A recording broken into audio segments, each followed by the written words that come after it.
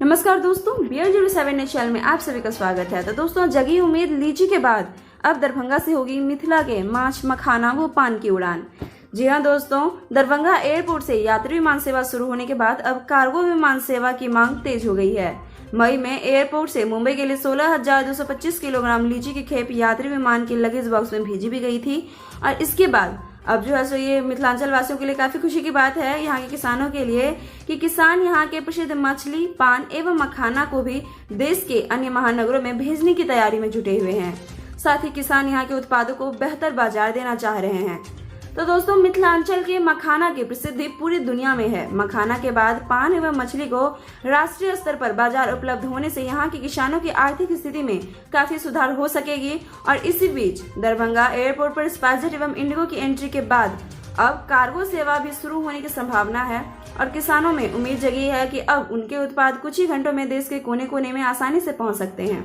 प्रमंडलीय उद्योग एवं वाणिज्य परिषद के अध्यक्ष पवन कुमार सुरे का कहना है कि अधिक संख्या में विभिन्न कंपनियां जो है सो दरभंगा से फ्लाइट होने से न केवल यात्रा सुलभ होगी बल्कि स्थानीय सामान को भी बृहत बाजार उपलब्ध होगा।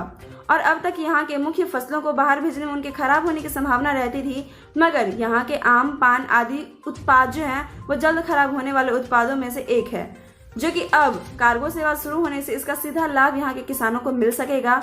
साथ ही विमानन सेवाओं से जुड़े सूत्रों का कहना है कि कार्गो सेवा शुरू करने को लेकर सेवा प्रदाता कंपनी भी सभी बिंदुओं पर कसरत कर रही है। और ये जो वजह है इसकी, वो वजह ये है कि कार्गो सेवा के क्षेत्र में भी मिथिला में अपार संभावनाएं हैं और सेवा शुरू होने से किसानों के साथ साथ सेवा प्रदाता कंपनियों को भी इसका काफी लाभ मिल सकेगा। तो दोस्तों, ये था हमारा आज का अपडेट और इसी के साथ हम मिलेंगे आप सभी। आपको मेरा वीडियो कैसा लगा जरूर कमेंट करके बताएं। साथ ही आप सबों से निवेदन है कि बाढ़ की जो अपार संभावना है अभी हर क्षेत्र में आ रही है, जुटी हुई है संभावनाएं बाढ़ आने की, उससे आप सभी बच के रहें। और साथ ही दरभंगा से जुड़े हुए तमाम अपडेट्स के लिए आप हमारे चैनल को सब्सक्राइब कर लें और सबसे जरूरी बात, बेल आइकन प्रेस करना बिल्कुल भी ना भूलें, ताकि हर एक अपडेट हम आप तक पहुंचा सकें और बाढ़ से आपको सुरक्षित रख सकें। शुक्रिया।